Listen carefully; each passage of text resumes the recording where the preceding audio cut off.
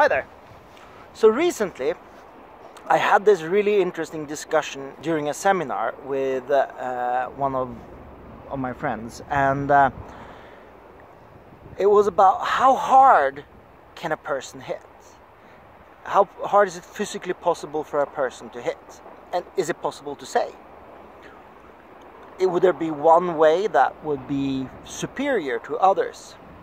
And I said that there are several ways of answering that question, and I think that maybe perhaps I said I could answer it in two ways. I could say yes, there is a way. I do not necessarily know the way, but there is a way. I think that you could find a way that would be superior, and I think that you could find out how hard one person, one individual could hit the apex of hitting power. And I also think that that would probably be far harder than would be anywhere near useful. Now, let me go a little bit deeper into it. Do I think it's possible to find out how hard a person physically can hit? Yes. Given that you have fixed parameters, I think it's biomechanically possible to find out how hard a person can at apex power deliver. I think it's also possible to find out which method, which way of hitting would be the most advantageous, which would produce the most power. And I have a pretty strong hunch that unless the individual was allowed to move their feet, it would probably involve hitting straight down, something like this, because there is quite good science backing up that hitting straight down is what humans are best at doing to produce power, is straight down. Given that they're not allowed to move their feet. If you're allowed to move your feet, you can shuffle in, you can add your mass behind it in another way. Things would change, so I wouldn't be so sure.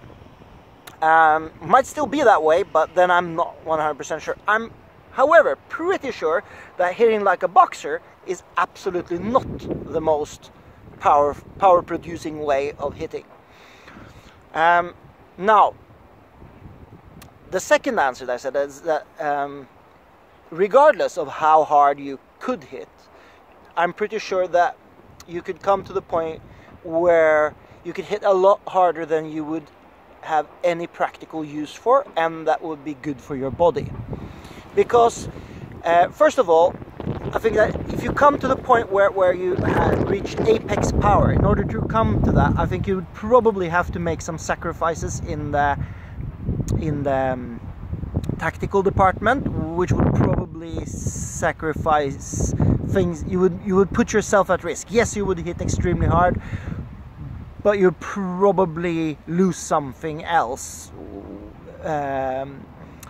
in that process. Lose cover, have less defense, less reach, whatever, what have you. That means that it still wouldn't be the optimal way of hitting, it would just be the optimal way of producing power. Now, I remember in my youth I spoke to some JKD guys who said that, oh, but Bruce Lee had found out that you had to have bone connecting all the way, and that was the way to deliver maximum power. And first of all, that's just not true. And second, that would indicate that you somehow had to absorb that all power would somehow be connected straight into bone, that there would be no that absorbing nothing. I think that if you found that way of hitting, it would seriously damage your joints if there was nothing that could give flex. I think actually having something that gives is generally a good idea if you're going to hit a lot, which is one of the complicating factors.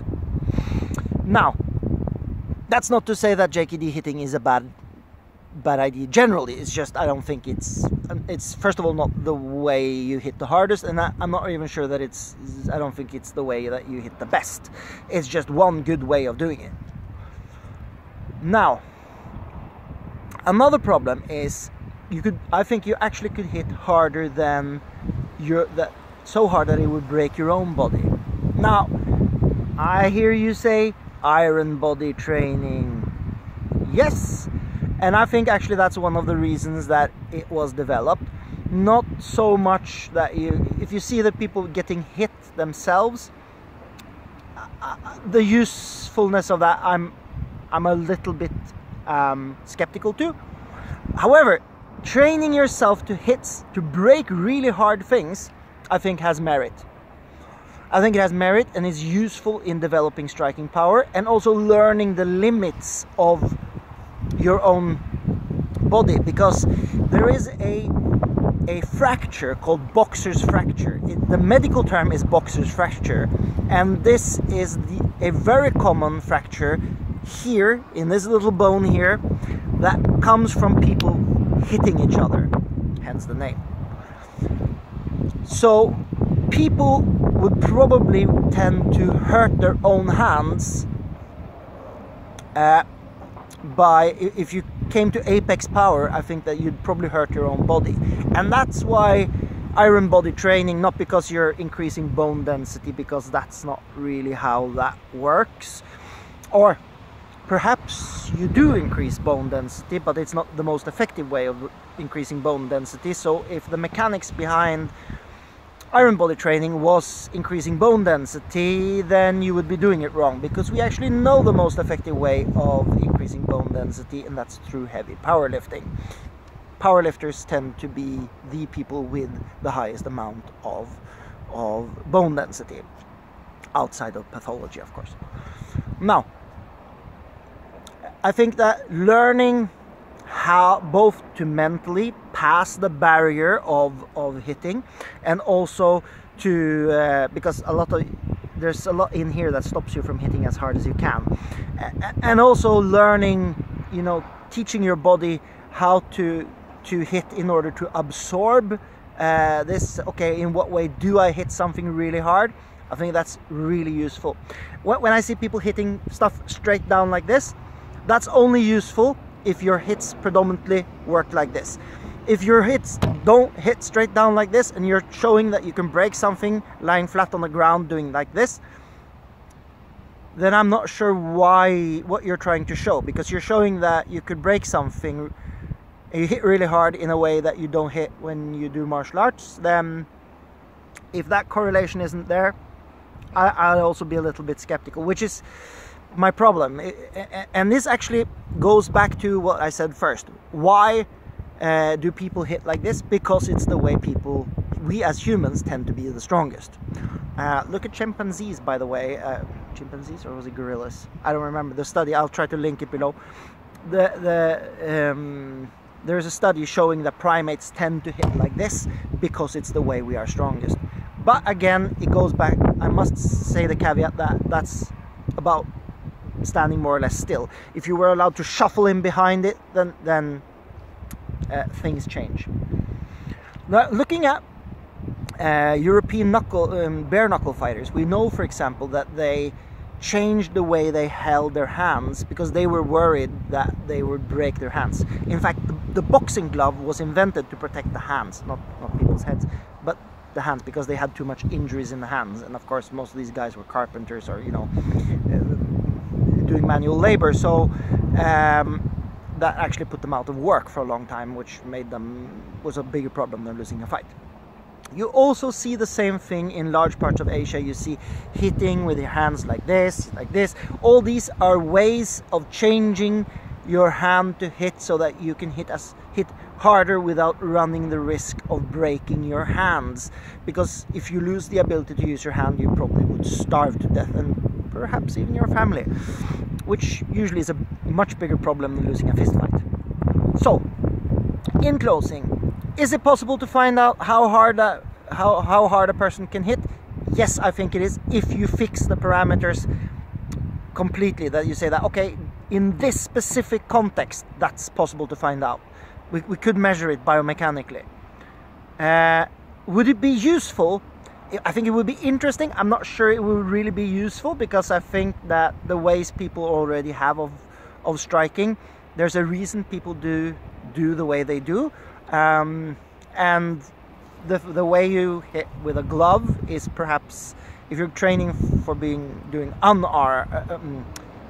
for fighting outside of the ring, like self-defense, then hitting like this might not really be your best solution if you intend to hit hard. But you don't have to hit super hard. I mean, how hard do you need to hit in order to knock somebody out? That's also a good question. And as I said, all these complicated factors about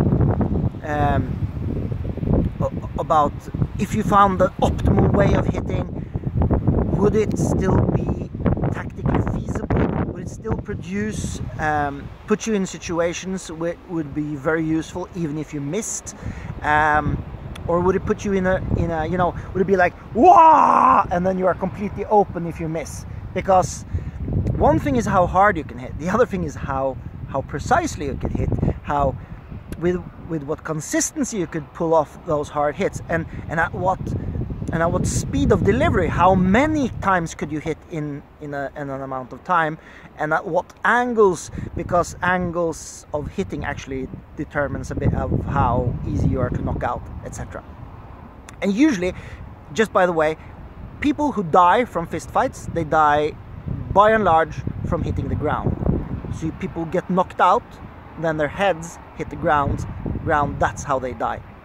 Almost nobody dies from getting hit like this. I'm not saying it never happens, but as a general rule, people don't die from getting hit in the head, with fists. They die from hitting the ground because they are unconscious and have zero control of how they land, and they break their skulls.